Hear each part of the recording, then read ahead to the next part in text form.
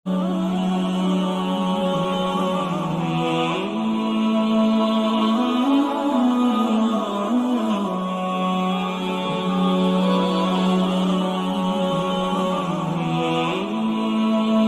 कोणी वाईट कमवेल आणि अपराधाच्या दुष्चक्रांत अडकून पडेल तो नरकवासी असेल आणि नरकामध्येच सदैव खितपत पडेल. परंतु जे ईमान धारण करतील व सदाचार करतील तेच स्वर्गात वास करणारे असतील आणि ते सदैव स्वर्गात राहतील. आठवण करा, इस्रायलच्या संततीकडून आम्ही दृढ वचन घेतले होते की अल्लाहशिवाय अन्य कुणाचीही भक्ती करू नका.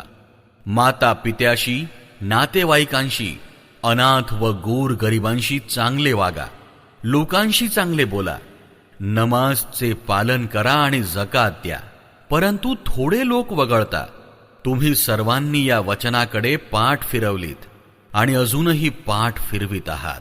तसेच आठवण करा, आम्ही तुमच्याकडून दृढ वचन घेतले होते की आपसांत एकमेकांचे रक्त सांडू नका, एकमेकांना आपल्या घरापासून बेघर करू नका, आणि तुम्ही ते मान्यही केले होते आणि स्वतः त्याचे साक्षीही आहात. परंतु आज तुम्ही तेच आहात जे आपल्या बांधवांची हत्या करतात. आपल्या बांधवांपैकी काही लोकांना घरापासून बेघर करीत आहात.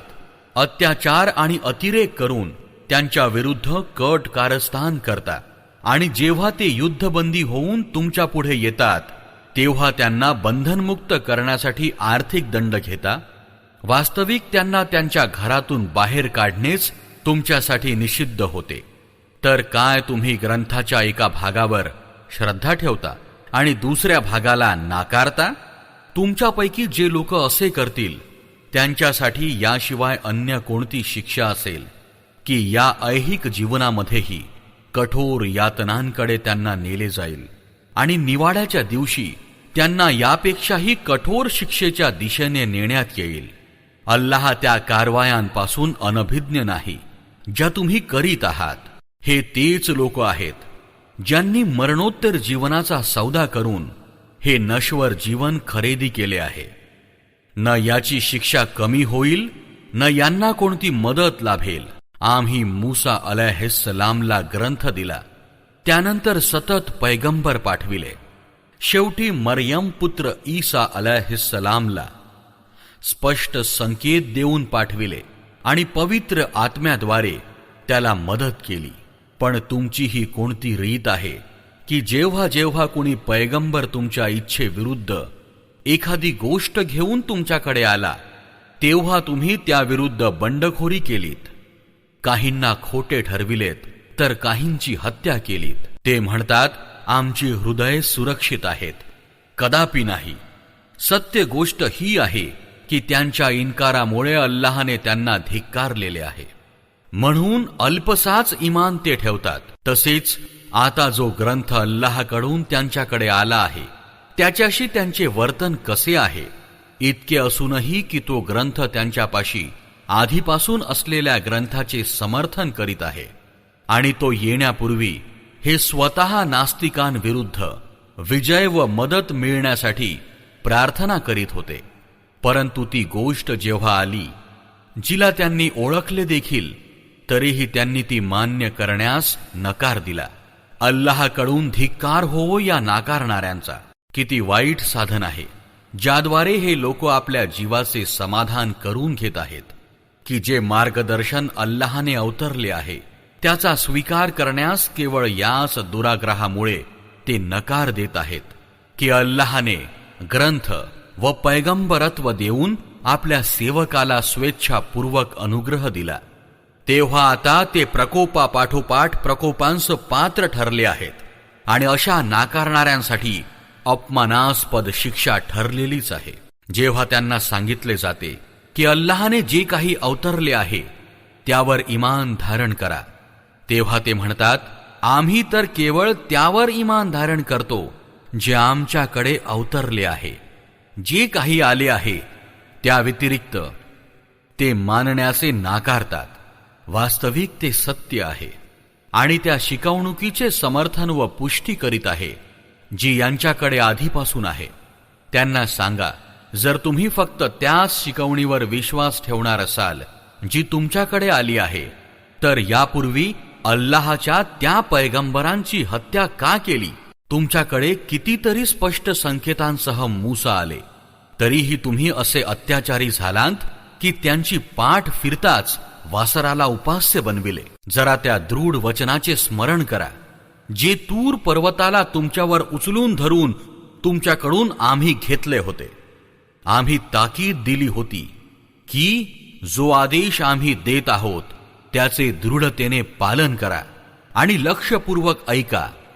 तेव्हा तुमच्या पूर्वजांनी सांगितले, आम्ही ऐकले, परंतु ते आम्ही मानणार नाही. आणि त्यांच्या नकाराची अवस्था अशी होती की त्यांच्या मनात वासरूच वास करून बसले होते.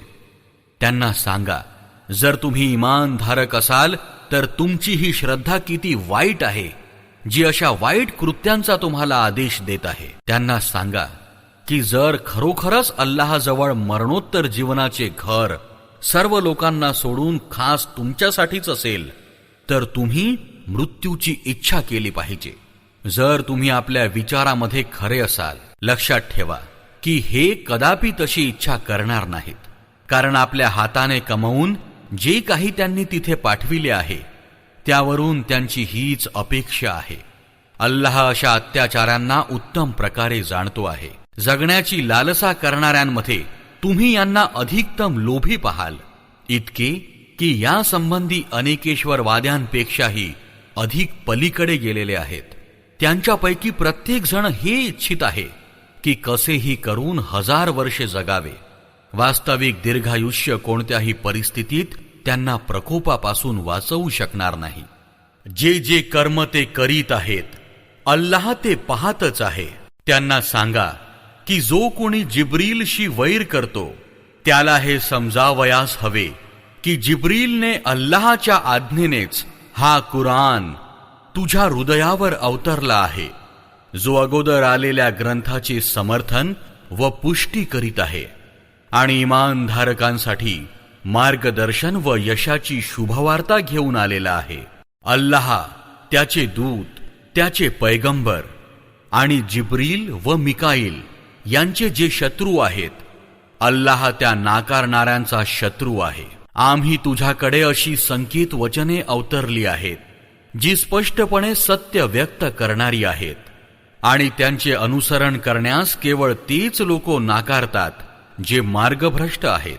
नेहमी असेच घडत आले नाही काय की जेव्हा जेव्हा त्यांनी एखादे वचन दिले तेव्हा त्यांच्यापैकी एखाद्या तरी गटाने त्याचा भंग केला? किंबहुना त्यांच्यापैकी बहुतेक असेच आहेत जे मनापासून श्रद्धा ठेवीत नाही.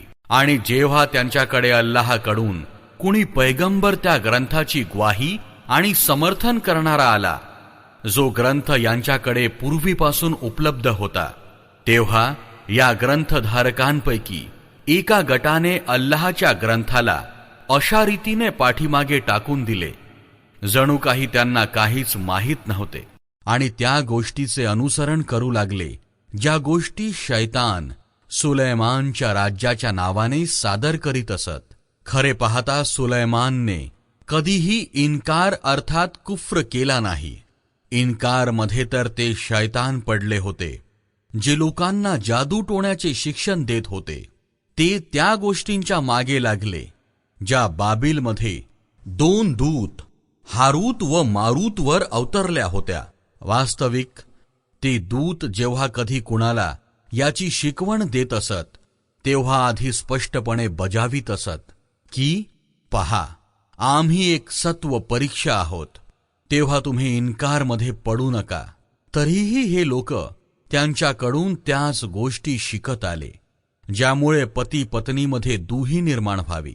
ही तर स्पष्ट गोष्ट होती की अल्लाहच्या अनुज्ञेशिवाय ते यापासून कुणालाही हानी पोहोचवू शकत नव्हते. परंतु तरीही ते अशी गोष्ट शिकत आले जी खुद्द त्यांच्यासाठी लाभदायक तर नव्हतीच, उलट हानिकारक होती. आणि त्यांना चांगले माहीत होते की जो या गोष्टीचा ग्राहक होईल त्याच्यासाठी मरणोत्तर जीवनात काहीही वाटा नाही. किती वाईट सामग्री होती ज्यासाठी स्वतःच्या जीवाच्या मोबदल्यात त्यांनी सौदा केला आहे.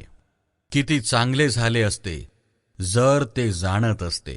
इमान आणि अल्लाहचे भय बाळगले असते तर अल्लाहापाशी जो मोबदला त्यांना मिळाला असता तो त्यांच्यासाठी अधिक चांगला झाला असता. किती चांगले झाले असते जर त्यांना हे कळले असते. हे इमानधारकांनो, राईना म्हणू नका तर उंजूरना म्हणा आणि लक्षपूर्वक ऐका.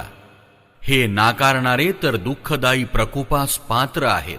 हे लोक ज्यांनी सत्य संदेश स्वीकारण्याचे नाकारले आहे, ते ग्रंथधारकांपैकी असोत किंवा अनेकेश्वरवादींपैकी असोत, ते कदापि इच्छित नाहीत की तुझ्या रब अर्थात प्रभूकडून तुझ्याकडे काही भले अवतरावे.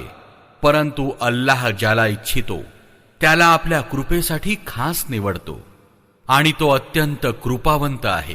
ज्या एखाद्या आयतीला आम्ही रद्द करतो किंवा त्याचे विस्मरण करवितो तेव्हा त्यापेक्षा अधिक चांगली किंवा तशाच प्रकारची दुसरी आयत पाठवितो. काय तुम्ही जाणत नाही की अल्लाहला प्रत्येक गोष्ट करण्याचे सामर्थ्य प्राप्त आहे? काय तुम्हाला ठाऊक नाही की पृथ्वी आणि आकाशामध्ये अल्लाहचेच अधिपत्य आहे आणि त्याच्याशिवाय अन्य कुणीही तुमची काळजी घेणारा व मदत करणारा नाही? मग काय तुम्ही आपल्या पैगंबराकडे तशाच प्रकारचे प्रश्न आणि मागण्या करू इच्छिता जशा यापूर्वी मूसाकडे करण्यात आल्या होत्या? वास्तविक ज्या व्यक्तीने श्रद्धेच्या आचरणाऐवजी कुफ्रचे अर्थात अश्रद्धेचे आचरण केले तो खचितच सरळ मार्गापासून भरकटला आहे. ग्रंथधारकांमध्ये बहुतेक लोक हे इच्छितात की कसेही करून तुम्हाला श्रद्धेपासून दूर करून अश्रद्धेकडे न्यावे. जरी त्यांच्यावर सत्य प्रकट झाले आहे तरीही आपल्या मनातील द्वेषामुळे तुमच्यासाठी त्यांची ही इच्छा आहे. त्यांना त्याबद्दल क्षमा कर व त्यांना तसेच सोडून दे इथपर्यंत की अल्लाह स्वतः आपला निर्णय लागू करील. निसंशय अल्लाहला सर्व गोष्टींवर सामर्थ्य आहे. नमाज अदा करा आणि जकात द्या. तुम्ही आपल्या मरणोत्तर जीवनासाठी जे काही भले कमावून पाठवता ते अल्लाहापाशी तुम्हाला आढळेल. जे काही तुम्ही करीत आहात ते अल्लाहच्या दृष्टीमध्ये आहे.